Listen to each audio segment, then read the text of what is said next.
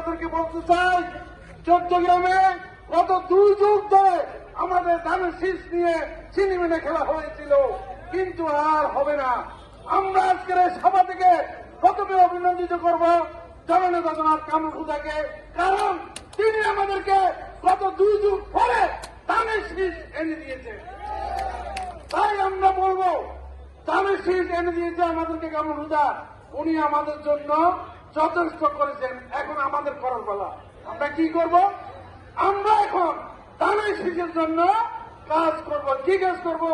আমরা প্রতিটি গ্রামে, বাড়িতে, ওয়ার্ডে, মহল্লায়, প্রতিটি এলাকায় এলাকায় বিভক্ত হয়ে ধানের শীষের জন্য কাজ করব।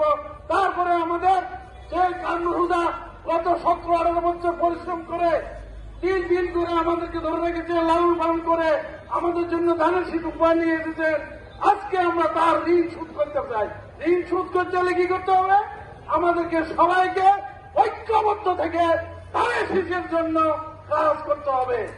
আগামী সাথীরা, অনেকেই আমাদের চট্টগ্রাম থেকে অনেকেই অনেক বড় বড় নেতা আছে, আমি কারো সমালোচনা করতে চাই না, তবে আমরা এই অ্যাকশন দিতে পারি না যে ধানের শীষে ভোট দিলে ব্যস্ত যাবে, এটা তো বলতে পারি? বলবো না, কারণ ধানের শীষে ভোট দিলে অন্তত চট্টগ্রামের উন্নয়ন হবে, মানুষের রুজির ব্যবস্থা হবে চট্টগ্রামে।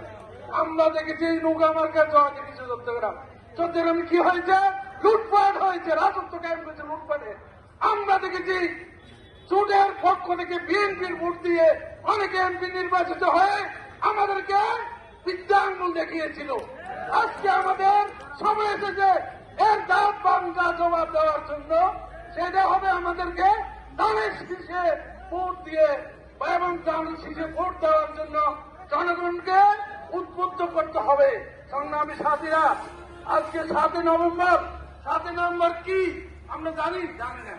এই 7 নভেম্বর না হলে বিএনপির জন্ম হতো না।